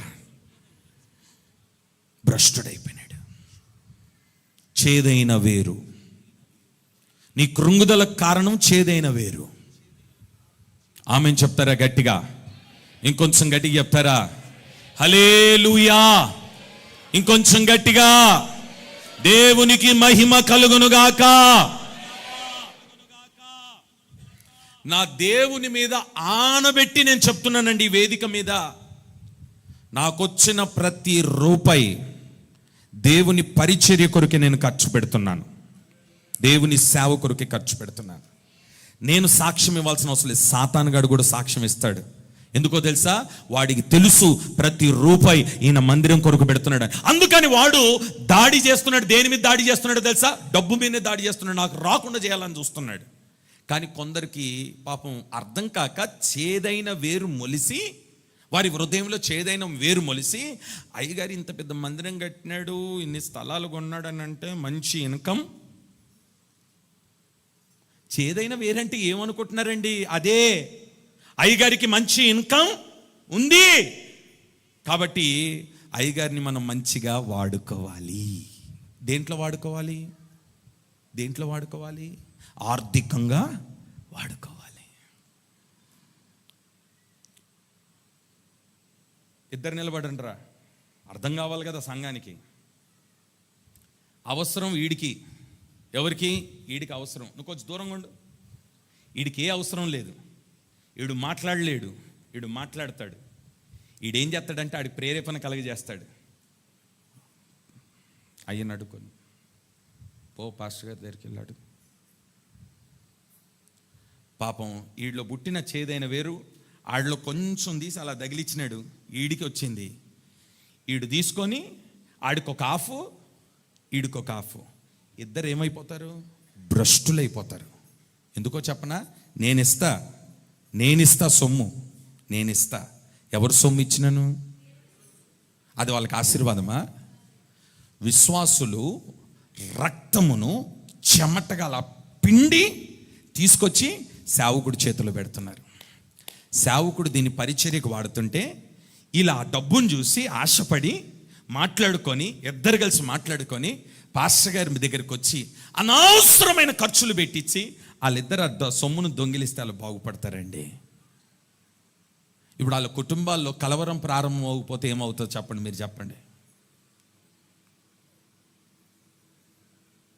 నువ్వు ఒక విశ్వాసిగా సంఘంలో ఉన్నావంటే నీ సేవకుడి మీద ఒత్తిడి భారం లేకుండా సగ భారము మోయగలిగిన ఒక మంచి విశ్వాసిగా దేవుని బిడ్డగాను ఉండాలి. స్తోత్రం. కూర్చో. హల్లెలూయా. చేదైన వేరు. నీ కలవరానికి కారణం చేదైన వేరు. ఇక మీదట ఎవరొచ్చినా ఏది అడిగినా నేను ఇవ్వను. ఎందుకనంటే అనవసరంగా మీరు భ్రష్టులు అయిపోతున్నారు, శాపగ్రస్తులు అయిపోతున్నారు. నేనే చూసి పేదవాళ్ళు ఎవరున్నారు, అనాథలు ఎవరున్నారు, ఇల్లు వాకిల్ లేని వారు ఎవరున్నారు, ఆకలితో అల్లాడిపోతున్న వారు ఎవరున్నారు దైవజనుడిగా నాకు తెలీదా? అందుకనే నేను మొన్న విజిటింగ్ చేసింది. నేను ప్రతి గృహాన్ని దర్శించిన దానికరికి వాళ్ళ పరిస్థితులు ఏంటో నేను చూడాలని వెళ్ళాను. ఖచ్చితంగా అలాంటి వారికి ఒక సేవకునిగా, ఒక ఆత్మీయ తండ్రిగా నేను వారికి సహాయం చేస్తాను. ఇక మీదట ఎవరు నా దగ్గరకు వచ్చి ఏది అడగాలన్న ఆలోచన తీసేయండి, మైండ్లోకి వెళ్ళి తీసేయి. ఆ చేదైన వేరు తీసేయి, నీ కలవరాన్ని దేవుడు తీసివేస్తాడు. స్తోత్రం. హల్లెలూయా. హల్లెలూయా. మా నాన్న కారులో వెళ్తున్నప్పుడు ఈ సిగ్నల్స్ దగ్గర బిచ్చగాళ్ళు అడుక్కోవడానికి వస్తారు కదా, అడుక్కోవడానికి వచ్చిన వాళ్ళు అందరికీ ఏడైనా వాళ్ళని చూస్తాడు. ఆడికి 2 కాళ్ళు ఉన్నాయి, 2 చేతులు ఉన్నాయి, బాగానే ఉన్నాడు, నడవగలడు, పని చేయగలడు. ఆడికి ఇవ్వడు. ముసలోళ్ళు, ముట్టుకోలు, పని చేయని వాళ్ళు, కుంటుకుంటున్న వాళ్ళు, ఒళ్ళు గాలిపోయిన వాళ్ళు ఉంటారు కదా, వాళ్ళకి ఇస్తాడండి. అప్పుడు నాకు అర్థమైంది ఏంటంటే, నడవడానికి ఓపికండి పని చేసుకోగలిగినోడికి బిచ్చమయ్యాల్సిన అవసరము లేదు. నీకు అన్ని శక్తులు ఉన్నాయి, ఓపిక ఉంది, చదువు ఉంది, జ్ఞానం ఉంది, డబ్బు ఉంది, బలగం ఉంది, వెనక పలుకుబడి ఉంది, అన్ని ఉన్న తర్వాత నువ్వు ఎలా ధైర్యంగా వచ్చి అడుగుతావు? ఎందుకు వచ్చింది నీ చేదైన వేరు నీ హృదయంలోనికి? కష్టపడు, సంపాదించు, కుటుంబాన్ని పోషించు, నీ కాళ్ళ మీద నువ్వు నిలబడు. దేవుడు కలవరాన్ని కొట్టివేసి అంటాడు, నేను నిన్ను ఆశీర్వదించి గొప్ప చెయ్య మొదలు పెడతాను. స్తోత్రం. స్తోత్రం. స్తోత్రం. హల్లెలూయా. ఈ ప్రతిష్ఠిత ఉపవాస పండుగలకి ఎన్ని లక్షలు ఖర్చు అవుతుందో తెలుసా? నేను ఏదో సొమ్ము కూడబెట్టుకొని ప్రతిష్ఠిత పండుగలు ప్రారంభించలేదు, విశ్వాసంతో ప్రారంభించినాను. ఏ విషయంలో కలవరపడలేదు. నాకు మహాధైర్యం అండి. మీరు ఏమని అనుకోండి, మహాధైర్యం. నాకున్న ధైర్యం ఏంటంటే విశ్వాసమే నా ధైర్యం. మా తండ్రి వేసిన విత్తనమే విశ్వాసం. మా నాయనకి ఎంత ధైర్యం, అంత ధైర్యం నాకు కూడా. చేతుల రూపాయి పెట్టుకోకుండా ప్రతిష్ఠిత ఉపవాస పండుగలు ప్రారంభించినాను. నా దగ్గరికి మా సహోదరుడు వచ్చి అంటాడు, ఎవరు, మా సతీష్, అన్నా ఇవాళ మరి సాయంకాలం భోజనాలు ఉన్నాయి కదా, మరి సరుకులు తెయ్యాలి, డబ్బులు ఇస్తావా అన్నాడు. ఉన్నాయి డబ్బులు, కానీ ఇవ్వలేదు. ఇవ్వకుండా ఏమన్నానంటే, రే విశ్వాసంతో ప్రారంభించిన సాయంకాలం వరకు వస్తాయి అన్న అని గదులోకి వెళ్ళిపోయి తలుపు వేసుకున్నాను. వాడిని రానివ్వలేదు. నా తలుపులోకి ఫోన్ ఆఫ్ చేసి పెట్టుకున్నాను. వీడు ఊరికే నన్ను అడుగుతాడని ప్రార్థన చేసుకుంటున్నాను. నేను నా రూమ్లో నాకు ఇవి ఉన్నాయి, ఏమంటారు, ఈ సీసీ కెమెరాలు ఉన్నాయి, చూస్తూ ఉన్నాను. ఓ తల్లి వచ్చింది, 5 కిలోలు కందిపప్పు, 15 లీటర్ల నూనె క్యాను, ఆ రోజుకు సరిపోయిన సరుకు, బియ్యం అన్నీ చెల్లిపోయింది. ఈడొచ్చి డోర్ దగ్గర చేతులు కట్టుకొని నిలబడ్డాడు. నాకు తెలుసు దేవుడు తీసుకొస్తాడని. స్తోత్రం. మరలా వచ్చి అంటాడు, అన్నా మరి రోజు కొనాలంటే కష్టం కదా, ఒకటేసారి డీమార్ట్కి వెళ్ళి మొత్తం తెచ్చేస్తాను, డీమార్టే కొనుక్కొని వస్తాను అన్నాడు. ఒరే డీమార్ట్ని కొనుక్కోరాడు వేటి, రాగు, దేవుడు ఇస్తాడు, ఆగో అని అన్నాను. ఓ తల్లి కూతుర్లు ఇద్దరు నా దగ్గరకు వచ్చి, అయ్యా ఈ 30 దినాలకి ఎంత బియ్యం అవుతుందో అంత డబ్బు తీసుకొచ్చి మీకు ఇచ్చేస్తానయ్యా అన్నది. ఇచ్చింది కూడా విశ్వాసం, ఫెయిత్. కలవరపడద్దు. ఏ రోజుకు ఆ రోజు దేవుడు పోషిస్తాడు. ఆమెను చెప్పుకుందాం ఒకసారి గట్టిగా, ఇంకొంచెం గట్టిగా చెప్దామా? హల్లెలూయా. మీరు చూస్తూ ఉండండి ఈ పండుగలు ఎంత అద్భుతంగా జరగబోతున్నాయో. నేను ఏ విశ్వాసం మీద నిలబడినానో ఇప్పుడు ప్రభు అంటున్నాడు, నువ్వు కూడా అదే విశ్వాసంలో నిలబడు. నీ కలవరాన్ని దేవుడు ఈ నెలలోనే కొట్టివేయబోతున్నాడు. చేతులెత్తి ఆమేన్ చెప్పు గట్టిగా. కొట్టివేయునుగాక. విశ్వసించు, విశ్వసించు, విశ్వసించు. విశ్వసించువాడు ఎన్నడూ కలవరం పడడు. విశ్వసించువాడు ఎన్నడూ. మా నాన్న దగ్గరికి ఈ ఫారినర్స్ వచ్చి, ఏమండి పాస్టర్ గారు అసలు మీరు ఉపదేశం చెప్తున్నారు, భలే చెప్తున్నారు, భలే వాక్యం చెప్తున్నారండి, అసలు మీరు మీలాంటి వాళ్ళు మాకుంటే చాలా మంచిదండి అని చెప్పి వాళ్ళు ఏమన్నారంటే, ఏం లేదు సార్, ఆ పెంటికోస్టల్ ఫెయిత్ చర్చ్ అని పెట్టుకున్నారు కదా, దానికి బదులుగా మా మినిస్ట్రీ పేరు పెట్టుకోండి, మీకు ప్రతి నెల ఇన్కమ్ వస్తుందని అన్నారు వాళ్ళు. మా అయ్య అన్నాడు, ఈ పేరు మార్చి వేరే పేరు పెట్టమని బైబిల్లో ఎక్కడుందో చూపించిన ఆయన రెఫరెన్స్ ఇప్పుడే పెట్టేస్తాను అన్నాడు. నోరు మూసుకొని వెళ్ళిపోయినాడు. పోతున్నప్పుడు మోకరించి, అయ్యా ప్రార్థన చేయండి అంటే, మా అయ్యగారు ప్రార్థన చేసి పక్కన మా ఓడు ఉన్నాడు రాజేష్ అని, ఆడికి చెప్పినాడు, రేయ్ అన్నాడు. 10,000 పట్టుకొస్తే ఆ 10,000 ఆ అమెరికాలకు, ఆ ఫారినర్స్కి చేతిలో కానికిచ్చి జాగ్రత్తగా వెళ్ళిరండి అని చెప్పి పంపించినాడండి. విశ్వసించువాడు కలవరపడడు. చెప్పండి, విశ్వసించువాడు. ఎందుకు ఇక్కడికి వచ్చినారు? ఆ పాత మందిరంలోనికి అమెరికాలో మంచి పరిచయం చేస్తున్న దైవజనులు వచ్చినారు. చాలా అద్భుతంగా ఆ రోజు ఆరాధన బాగా జరిగింది. అయిపోయిన తర్వాత ఆ రాత్రి వెళ్ళిపోతూ మన మన మన సహోదరులు ఎవరైతే ఆయన తీసుకొని వచ్చినారో ఆ సహోదరుని అడిగినాడు, పాస్టర్ గారికి మరి ఎంత అవకాశం ఇచ్చినాడు, ఇంత మందిరం ఇచ్చినాడు, చక్కగా ఆరాధన నడిపించుకున్నాం, మరి పాస్టర్ గారికి మనం ఏమైనా ఇద్దాం, ఆయనకి ఏమైనా అవసరతలు ఉన్నాయా అని అడిగినాడు. అడిగితే ఆయన నా దగ్గరకు వచ్చి, అన్నా ఆ అయ్యగారు మీకు కానుకిస్తాడంట అన్నా, మీకేమైనా అవసరతలు ఉన్నాయన్నా అని అంటే, అవసరతలు మానవుడికి చెప్పుమని బైబిల్ చెప్పలేదన్నా, దేవుడికే చెప్పమన్నాడన్నా, నేను ఎవడికి చెప్పను, నాకు ఏ కానుక అని చెప్పి ఆయన కిందికి దిగక ముందే నేను లోటుకి వెళ్ళి ధారాళంగా ఒక కట్ట తీసుకొని వెళ్ళి ఆయన చేతులు పెట్టి ప్రార్థన చేయించుకొని పంపించేసినాను. ఈరోజు ఇంత గొప్ప ఆలయాన్ని దేవుడిచ్చినాడు ఇక్కడ. స్తోత్రం, స్తోత్రం. నీ హృదయములో ఏది పుట్టకూడదు? చేదైన వేరు. చెప్పండి అందరు గట్టిగా, ఇంకొంచెం గట్టిగా. విశ్వసించు, నువ్వు కలవరపడవు. కృపని నువ్వు వదిలిపెడితే కదా కలవరపడేది. కృప విడిచిపెడితే కదా కలవరము.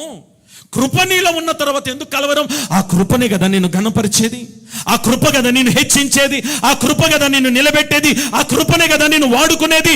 ఆ కృప నీకు అవమానము కలగనివ్వదు కదా. కృప కలుగునుగాక. 2 చేతులు పైకెత్తి కృప కలుగునుగాక. ఇంకొంచెం గట్టిగా, కృప కలుగునుగాక, కృప కలుగునుగాక, కృప కలుగునుగాక. యుద్ధానికి బయలుదేరి వెళ్ళరా బాబు అని ఆకానుతో చెప్తే, యుద్ధానికి వెళ్ళినాడు ఆడున్న బంగారు వస్తువులు అవన్నీ చూసి, ఏమండి యుద్ధం సంగతే మర్చిపోయి, యుద్ధ భూమిలో ఉన్న సంగతే మర్చిపోయి, యుద్ధంలో ఉపవాసం ఉండాలనే సంగతి మర్చిపోయి, యుద్ధము చేయాలనేది మర్చిపోయి వాటిని పోయి తెచ్చుకొని ఇంట్లో పెట్టుకున్నాడు. ఎవ్వడి చూడలేదు, ఎవ్వడికి కనబడలేదు అని అనుకున్నాడు. పాపం జాగ్రత్త గుంట దూవి పెట్టిన తర్వాత వచ్చి ఏం తెలియనట్టు నిలబడ్డాడు. ఆ రోజు యుద్ధంలో అపజయం కలిగింది. ఆ రాజుగారి పిలిచి అంటున్నాడు, ఎందుకురా ఈ అపజయం కలిగింది, ఏం జరిగిందిరా? వెంటనే సేవకుడు చెప్తున్నాడు, మీ వాళ్ళలో, మీ టీంలో ఒకడు దేవునికి విరోధమైన పని చేసి ఉన్నాడు, మన బయటికి లాగు. పిలిచిరే, ఎవడరా? వెతికితే దొరికినాడు ఆకాను. వెంటనే ఏం జరిగిందో తెలుసా? చేదైన వేరతంలో పుట్టింది, తెచ్చుకున్నాడు సొమ్ము, బాగుపడలేదు, రాళ్ళ కుప్పతో సమాధి చేయబడ్డాడు. అతను మాత్రం కాదు, అతని కుటుంబం కూడా. ఆకాను రాళ్ళ కుప్పతో సమాధి. సంసోన్, నీలో చేదైన వేరు పుట్టనంత వరకు గొప్ప విజయాన్ని నేను ఇచ్చినాను కదా. ఎందుకురా అన్య స్త్రీ విషయంలో ఆశపడ్డావు? నువ్వు అడిగితే నేను ఇవ్వనా? ఎందుకు అన్య స్త్రీతో ఆశపడ్డావు? అన్య స్త్రీ ఎందుకు వెళ్ళావు? చేదైన వేరు ఎందుకు నీలో మొలిసింది? అంతే. ఆ చేదైన వేరు మొలిసిందో లేదో గుడ్డివాడైపోయినాడు. గుడ్డివాడైపోయినాడు. ఆ అన్య స్త్రీ వలన అతను ఏమైపోయినాడు? గుడ్డోడైపోయినాడు. ఇప్పుడు శత్రువులకు ఆహారాన్ని దున్నిస్తున్నాడు. శత్రువులకు ఆహారాన్ని దున్నిస్తున్నాడు. నిన్నటి వరకు ఇలా నిలబడితే సంసోన్ వస్తున్నాడు అనగానే గడగడగడలాడిన వాడు ఇప్పుడు నవ్వుతున్నారు, హేళన చేస్తున్నారు. గల కారణం ఏంటో తెలుసా? చేదైన వేరు అతనిలో మొలిసింది. ఎందుకో ఈ రాత్రి ప్రభు నిన్ను దర్శిస్తున్న రాత్రి, ఒకవేళ నీలో చేదైన వేరు ఏదైనా మొలుస్తుంటే ఈ రాత్రితో ఆ మొలిసిన వేరును నువ్వు తీసివేయదువుగాక. ఆమేన్ చెప్పండి ఒకసారి గట్టిగా. ఏబేలు బలి అర్పించినాడు, కయీను బలి అర్పించినాడు. ఏబేలు బలిని దేవుడు అంగీకరించేటప్పటికి కయీనులో ఏం మొలిసింది? ఎంత దారుణం! ద ఫస్ట్ మర్డరర్, ఈ భూమి మీద మొదటి హంతకుడు కయీను, ముద్ర వేయబడింది. ఈరోజు ఎందుకో ప్రభు నీతోనే మాట్లాడుతుండగా, సూటిగా మాట్లాడుతుండగా, నీ కలవరానికి కారణం శ్రమ, నీ కలవరానికి కారణం కృప పోగొట్టుకోవడం, నీ కలవరానికి కారణం చేదైన వేరు నీలో మొలవడం. ఆమెను చెప్పుకుందాం ఒకసారి గట్టిగా. ఈ రోజుతో ఆ చేదైన వేరును విరుచుదువుగాక, వేర్లతో పెకిలించుదువుగాక.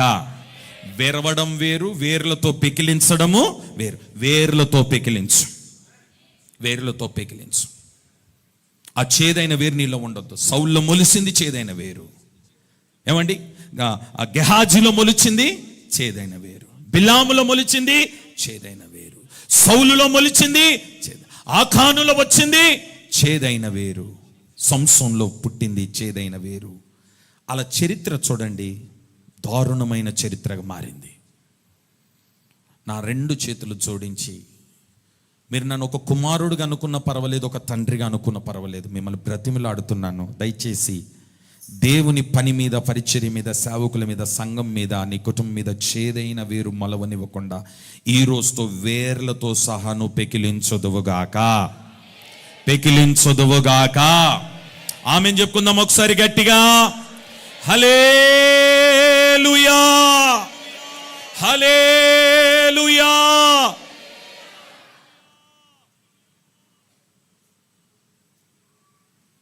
రైట్. మొదటి పేతురు 3వ అధ్యాయం 14వ వచనం, 4th పాయింట్. మీరొకవేళ, మొదటి పేతురు 3వ అధ్యాయం 14వ వచనం, 3rd పాయింట్. మీరొకవేళ నీతి నిమిత్తము శ్రమపడినను, నీతి నిమిత్తము శ్రమపడినను మీరు ధన్యులే, మీరు ధన్యులే. వారి బెదిరింపునకు భయపడకుడి, వారి బెదిరింపునకు భయపడకుడి, కలవరపడకుడి. ఆమేన్ చెప్పండి ఒకసారి గట్టిగా. 4వ కలవరం, 4వ కలవరం. మొదటి కలవరం శ్రమ వలన కలవరం, 2వది కృపను పోగొట్టుకోవడం వలన కలవరం, 3వది చేదైన వేరు మొలవడం వలన కలవరం, 4వ కలవరం ఏంటంటే బెదిరించు వారికి భయపడితే కలవరం. బెదిరించు వాడికి భయపడితే కలవరం. సరే, బెదిరించు వాడికి భయపడడం అంటే ఏంటి? నేను అంటాను, ఏ విషయంలో నువ్వు బెదిరించినా నువ్వు భయపడు, కానీ దేవుని విషయంలో ఎవడైనా నేను బెదిరిస్తే భయపడొద్దు. క్రీస్తు విషయంలో నేను ఎవరైనా బెదిరిస్తే భయపడొద్దు. భయపడ్డవా, కలవరం స్టార్ట్ అయిపోద్ది. దానియేలు దగ్గరికి వచ్చి అంటారు, హలో, నువ్వు కానీ మరలా మోకాల మీద ఉన్నావా, ప్రార్థన చేసినావా, అయిపోయింది నీ సంగతి, తీసుకుని వెళ్ళి సింహబోన్లో పడేస్తాం. సరే, ఓ మంచి మాట చెప్తాను. దానియేలు చేసిన పని ఏంటో తెలుసా? సింహబోన్లో పడేస్తామనే మాట ఎప్పుడైతే చెవులో పడ్డదో ఆ రోజు నుండి ఎక్కువగా ప్రార్థన చేయడం ప్రారంభించినాడు. తలుపులు వెలిసి గట్టిగా ప్రార్థన చేయడం ప్రారంభించినాడు. తలుపులు తెరిచి హల్లెలూయా అని అరవడం ప్రారంభించినాడు. ఎందుకో తెలుసా? ఒరేయ్, నన్ను ఎవడు బెదిరించు వాడికి భయపడేవాడిని నేను కాను. అసలు దానియేలు ఎందుకంత ధైర్యం అని అంటే, దానియేలుకు తెలుసు, నన్ను బెదిరించిన వారినే సింహపు బోనుకు అప్పచెప్పువాడు నేను ఆరాధిస్తున్న దేవుడు, ఆయన ఒక్కడే స్తుతింపబడునుగాక. చెప్పండి గట్టిగా. హల్లెలూయా. బెదిరించు వాడికి భయపడొద్దు. భయపడడం వలన కలవరం. నాకు ఈ ప్రేమన్న విషయంలో చాలా బాగా నచ్చుతుందండి. ఎవ్వరు ఫోన్ చేయి, ఒక అన్యుడు ఫోన్ చేయని, ఇంకెవడైనా ఫోన్ అన్నా ప్రైజ్లాడన్నా అంటాడు ఫస్ట్. అన్యుడు ఫోన్ చేయని, ఇంకెవడైనా చేయని, అన్నా ప్రైజ్లాడన్నా అని అంటాడు. ఆడి ఏం చెప్పాలో అర్థం కాదు, ఆడికి అవతలోడికి ఏం చెప్పాలో కూడా అర్థం కాదు. ఎందుకు బెదరాలా? నేను అంటాను, ఆడు కాదు కదా ఆయనను పోషించేది. ఆయనను పోషించువాడు సర్వశక్తి కలిగిన దేవుడు. ఎవడికి భయపడాలను? దేవునికి ఒక్కడికే భయపడు. ఎవడికి భయపడాల్సిన అవసరం లేదు. చిన్న మాట చెప్తాను. ఈ వాటర్ ప్లాంట్ విషయంలో కేసు అయింది. కేసు అయితే నా మీద కేసు పెట్టినారు, నా మీద ప్రేమన్న మీదనే కేసు పెట్టినారు. స్టేషన్కి వెళ్ళినాం. రాబర్ట్ పాస్టర్ గారిని, నాకు తెలియదు కదా దీని సంగతిలో, రాబర్ట్ పాస్టర్ గారిని తీసుకొని వెళ్ళినాను. సిఐ ఎదురుగా కూర్చున్నాడు. ఆ ఎస్ఐ గారు కుర్చీలో కూర్చోమన్నాడు. ఆయన నన్ను చూస్తున్నాడు కానీ ఏం మాట్లాడలేదు. కూర్చున్నాను. నాతో మాట్లాడకుండా, నా మొహం చూడకుండా ఆ ఎస్ఐతో అంటాడు, ఎఫ్ఐఆర్ బుక్ చేసి లోపేసి అన్నాడు. ఎవరిని? నన్ను. నేను అలా కూర్చొని, బెదిరించు వాడికి భయపడక ప్రభా వీడి సంగతి నువ్వు చూసుకో అని చెప్పేసి ఆడ లెటర్ రాసి వచ్చేసినాం. మరుసటి రోజు వాళ్ళు అడిగిన లెటర్ ఇచ్చేసినాం. కరెక్ట్గా ఆల్టర్నేట్ డే నేను వెళ్ళినాను, మరుసటి రోజు లెటర్ ఇచ్చినాను. అవతల ఎల్లుండి ₹1,00,000 లంచం కేసులో ఇరుక్కొని ఉద్యోగం నుండి తొలగించబడ్డాడు. సిఐ గారు. అడగండి ప్రేమనని. ఒకటే రోజు వాళ్ళకి సపోర్ట్ చేస్తూ మాట్లాడుతూ, వాళ్ళకి సపోర్ట్ చేస్తూ, ఏమండి దేవుని బిడ్డలకు వ్యతిరేకంగా లేచినాడు. ఉంచినాడు అనుకుంటున్నారా దేవుడు? ఇదే వేదిక స్లాబ్ వేస్తున్నాము. పనిచేసే వాళ్ళందరికీ గుర్తే ఉంటుంది. ఇదే వేదిక స్లాబ్ వేస్తున్నాం. ఆ బయటకు వచ్చి ఒక ఎస్ఐ పాపం మన మేనేజర్ని పట్టుకొని నోటుకొచ్చినట్టు తిట్టి, కుర్రోళ్ళందరూ రే కాలు చేతులు ఎర్రకొడతాను రా అని అన్నాడు. మేమన్నాం, సార్ వీళ్ళంతా మా చర్చోళ్ళేదేమో బయటికి వెళ్ళండి రా అని చెప్పి గట్టిగా గదిమి అరిసి నోటుకొచ్చినట్టు వాగినాడండి. అతను ఈరోజు చెరసాల్లో ఉన్నాడండి. ఎంత విచిత్రం చూడండి. ఆ ఎస్ఐ ఇప్పుడు చెరసాల్లో ఉన్నాడు.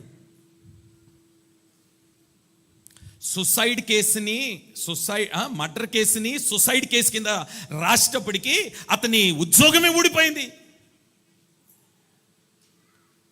నా ఆలయానికి వ్యతిరేకంగా లేచిన వాడిని నిలపనన్నాడు కదా, బ్రతకనివ్వని అన్నాడు కదా, ఉండనివ్వని అన్నాడు కదా.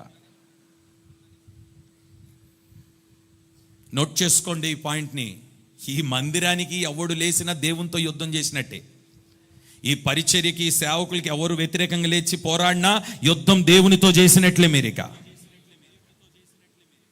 Praise the lord. ఆమేన్ చెప్పుకోండి ఒకసారి గట్టిగా. హే సౌండ్లు ఆపండిరా అని చెప్పి ఎక్కడెక్కడికో ఫోన్లు చేసి, కమిషనర్లకు ఫోన్ చేసి, వాళ్ళకి ఫోన్లు చేసి, వీళ్ళకి ఫోన్ చేసి, ఒక కానిస్టేబుల్ చిత్రహింస పెట్టినాడండి. మా నాన్న రోజు ప్రభా ఆడి చిత్రహింస పెడుతున్నాడు, వాడు బెదిరింపుకు నేను భయపడట్లేదు, సోత్రం ఇల్లు అమ్ముకొని పారిపోయినాడు. ఇప్పుడు కాలు చేతులు పడిపోయి ఉన్నాడు ఇంట్లో. కొడుకు యాక్సిడెంట్లో చనిపోయినాడు. ఎంత దారుణం. ఇంకొకడు కొరకు రోజు స్తోత్రాలు చెప్తున్నాడు. నేను చెప్పను, ఆడెవడో ఆడు పోయిన తర్వాత చెప్తా. ఆడు పోనైనా పోవాలా, రావనైనా రావాలా. స్తోత్రం. బెదిరించు వాడికి భయపడక. ఆమేన్ చెప్పండి ఒకసారి గట్టిగా. బెదిరించు వాడికి భయపడద్దు. భయపడ్డం అంటే కలవరమే. నిద్ర రాదు. దేవుని మహాకృప. నేను ఎప్పుడు కళ్ళు మూసుకున్న మంచి నిద్ర వచ్చేస్తుంది. ఎందుకు నా కలవరం? ఎందుకు? నా పక్షమున ఉన్నవాడు సర్వశక్తి కలిగిన దేవుడు, సైన్యములకు అధిపతియగు దేవుడే. హల్లెలూయా, హల్లెలూయా, హల్లెలూయా. ఇంకొంచెం గట్టిగా స్వరములెత్తి.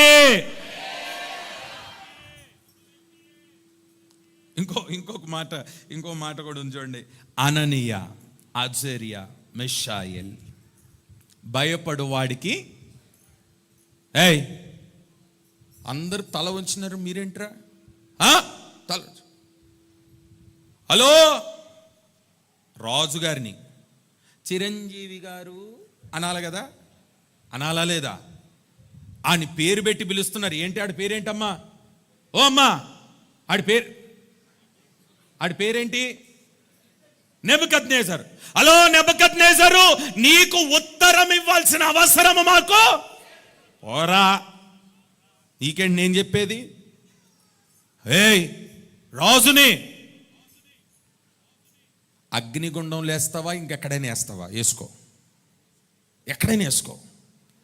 అగ్నిగుండములోనికి దిగి వచ్చి తప్పించగలిగిన దేవునికి తప్ప ఎవ్వడికి మేము సాగిల పడము. బెదిరించు వాడికి మేము అట్లనా రే ఏసి 7 అంతలు పెంచండి రా అన్నాడు. పెంచినారు. పెంచుతుంటే లేకండ్రా ముగ్గురు, లేకండ్రా ముగ్గురు, తిరగండట, తిరుగు. వేస్తే ఇలా ఎట్లా నవ్వుతున్నారు చూడండి, నవ్వురా కొంచెం. అట్లా నవ్వుతున్నారు వీళ్ళు. ఎక్కడ నవ్వుతున్నారు? అగ్నిగుండంలో నవ్వుతున్నారు. అరే ఏయ్, ఎంతమందిని వేసినారా సార్? ముగ్గురిని.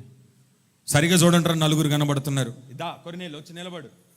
నువ్వు వద్దులే, ఏలియా నువ్వే సరిగ్గా ఉంటారా? యేసు రక్తమే, హల్లెలూయా. ఎంతమందిని వేసినారా? ముగ్గురిని వేసినారు. ముగ్గురా? అరే, ఎత్తైనోడు, బలమైనోడు, మంచి గట్టోడు నిలబడ్డాడు. ఎవర్రా 4వ వాడు? ఆ 4వ వాడు ఏంటో సార్, మాకు కూడా తెలియదు. మేమైతే ఆయన వేయలేదు సార్, అంత బరువు మేమే ఆడ మోస్తాం సార్, మేము వేయలేదు సార్. వేయలేదా? మరి ఎవర్రా? ఆయన్ని వారిని కాపాడుటకు అగ్ని గుండములోనికి దిగి వచ్చిన పరిశుద్ధాత్ముడు. స్తోత్రం. వాళ్ళ ముగ్గురు బెదిరించు వారికి భయపడలేదు, వారిని భయపెట్టడానికి దిగొచ్చినాడండి ఎత్తైన వాడు. స్తోత్రం. హల్లెలూయా, హల్లెలూయా. అప్పుడప్పుడు నా ఎంట వేసుకొని తిరుగుతుంటాను ఏలియాని. ఎందుకో తెలుసా? నన్ను బెదిరించిన వారిని భయపెట్టడానికి. Praise the Lord. దేవునికి మహిమ కలుగును గాక. ఈరోజు ప్రభు నిన్ను ధైర్యపరిచి పంపుతున్నాడు ఇక్కడండి. ఈ ప్రతిష్ఠిత ఉపవాస పండుగలో బెదిరించు వాడికి నువ్వు భయపడన అవసరమే లేదు. ఆమేన్ చెప్పుకోండి ఒకసారి గట్టిగా. కలవరం ఎన్ని? 1, శ్రమ వలన కలవరం. కృపను పోగొట్టుకోవడం వలన కలవరం. 3వది, చేదైన వేరు మొలవడం వలన కలవరం. 4వది, బెదిరించు వాడికి భయపడడం వలన కలవరం. ఈ 4 నీ దగ్గర నుండి తీసేయి. ఈ రోజుతో తీసేయి. దేవుడు పూర్తిగా నీ కలవరాన్ని కొట్టివేయను గాక. హల్లెలూయా. లేచి నిలబడదామా? యేసయ్య పాదాలు పట్టుకుందాం. ఇప్పుడు వరకు మనుషుల పాదాలు పట్టుకుని నన్ను బయటికి తీసుకొని రా ప్రభువా, అన్నా నన్ను కొంచెం బయటికి తీసుకురా, నన్ను తప్పించు, నాకేదైనా ఇవ్వు, నాకేదైనా సహాయం చేయి అన్నా అని అడిగినవేమో. కానీ ఈరోజు యేసయ్యనే అడుగు. డైరెక్ట్గా యేసయ్యని అడుగు. యేసయ్య డైరెక్ట్ యాక్సెస్ ఇచ్చినాడు. ఇప్పుడు నీకు నువ్వు డైరెక్ట్ యేసయ్యతో మాట్లాడే అవకాశం ఈరోజు దేవునికి ఇచ్చినాడు. ఆయన ఆలయంలో ఆయన ఇక్కడ నిలబడి ఉన్నాడు, ఆయన మందిరంలో ఇక్కడ నిలబడి ఉన్నాడు. మాట్లాడు, డైరెక్ట్గా దేవునితో మాట్లాడు, డైరెక్ట్గా యేసయ్యతో మాట్లాడు. ఇక మధ్యవర్తి ఎవరు నీకు లేరు. యేసయ్యతో మాట్లాడే అవకాశం నీకు దొరికింది. నోరు విప్పి మాట్లాడే యేసయ్యతో మాట్లాడి, ప్రభా బెదిరించు వాడికి నేను భయపడక, నీవు నాకు ఇచ్చిన కృపను నేను పోగొట్టుకోనయ్యా. చేదైన వేరు ఏది కూడా నాలో మొలవడానికి వీల్లేదు నాయన ఇక మీదట. నిశ్చయముగా నిశ్చయముగా నిశ్చయముగా నిశ్చయముగా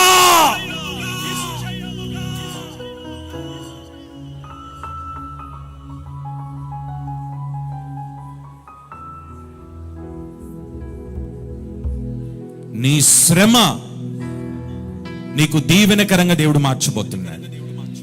నీకు కలిగిన శ్రమ నీకు మేలుకరముగా దేవుడు చేయబోతున్నాడు. ఈ శ్రమ వలన నీవు కలవరపడద్దు. ఓ నా కుమారుడా, ఓ నా కుమార్తె, శ్రమ వలన కలవరపడద్దు. లైవ్ లో ఉన్న బిడ్డలారా ఏకీభవించండి. ఎవరు లైవ్ లో నుండి తొలగిపోకూడదు. ఈ రాత్రి నిన్ను దర్శించిన దేవుడు నీతోనే మాట్లాడినాడు. నీ పరిస్థితులు చూసిన దేవుడు నీతోనే మాట్లాడినాడు. లైవ్ లో ఏకీభవిస్తున్నావు కదా. నువ్వు ఎంత దూరంలో ఉన్నా, ఏ ప్రాంతంలో ఉన్నా, ఏ రాష్ట్రంలో ఉన్నా, ఏ దేశం నుండి చూస్తున్నా, యేసు నామములో ఈ రాత్రి నీ కలవరాన్ని దేవుడు కొట్టివేయునుగాక.